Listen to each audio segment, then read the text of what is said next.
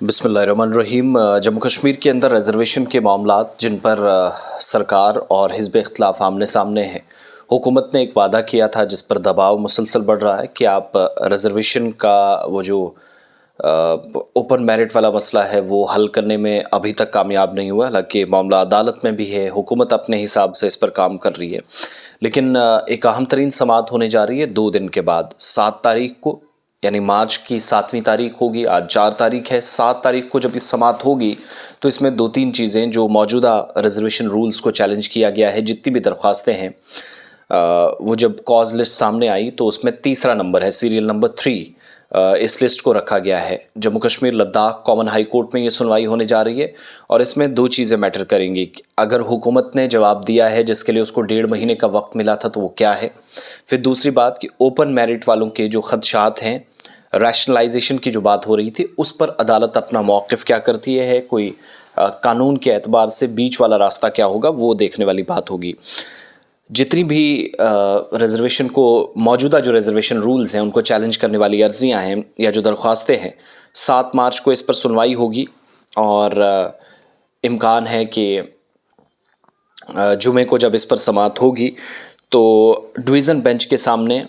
High court की तरफ से जो बाज़ाब्ता तौर पर कॉज लिस्ट जारी की गई है, जिसमें जस्टिस अतुल श्रीधरन हैं, जस्टिस पुनीत गुप्ता है, इन पर मुश्तमिल अदालत की डिवीज़न बेंच है और केस नंबर सीरियल नंबर 3 आता है, 3rd आता है। अर्जी गुजार जो ये मानते हैं, जो एप्लीकेंट्स हैं, वो कह रहे हैं कि हुकूमत की तरफ से साल 2005 के रिजर्वेशन रूल्स में तरमीम की वजह से, अमेंडमेंट्स की वजह से, संशोधन की वजह से जम्मू कश्मीर हुकूमत की भर्ती की जो असामियाँ थी, जो वैकेंसीज़ थी और एजुकेशनल इंस्टीट्यूशंस में जो ओपन मेरिट के लिए नशिस्तें थी, इनमें कमी आई है। 57% से कम होकर 33% हो गई हैं। जो पसमानदा इलाके के रिहायशी हैं यानी RBAs हैं, इस कोटे को 20% से बढ़ाकर 10%, शेड्यूल ट्राइब का कोटा 10% से बढ़ाकर 20% किया गया है। ये वो है जो हवाला दिया गया है। और एक्चुअल लाइन ऑफ कंट्रोल के ज़ुमरे में जो कोटा 3% था वो बढ़ाकर 4% किया गया। PHC 3% से 4% तक किया गया और इसीलिए हम इस पूरे मामले को चैलेंज कर रहे हैं। चैलेंज करने वाली दरख्वास्त गुजारों के मुताबिक सरकार रिजर्वेशन रूल्स 2005 के rule 4, rule 5, rule 13, rule 15, rule 18, rule 21 और रूल 23 को मुख्तलिफ एसओज़ के ज़रिए तरमीम शुदा करार देने के लिए अदालत से मुदाखलत की दरख्वास्त की गई है और मौजूदा रिजर्वेशन रूल्स में तब्दीली के बाद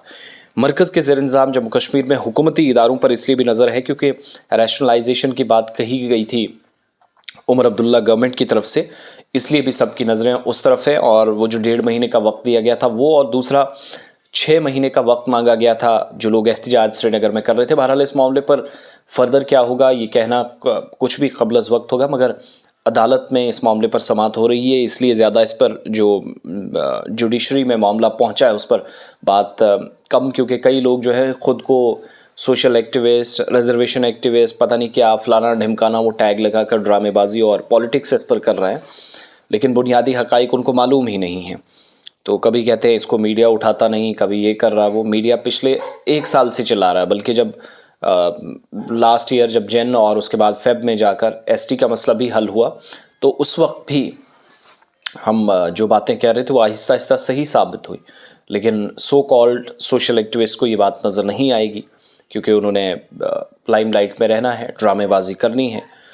और जितना नेशनल मीडिया इस पर बात कर रहा है उतनी हम कर रहे हैं। रही बात हुकूमत की, हुकूमत क्या करती है, हम तो हुकूमत का स्टैंड नहीं ले सकते।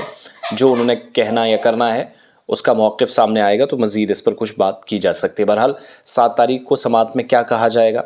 मैं दोबारा इंशाअल्लाह अज़्ज़ व जल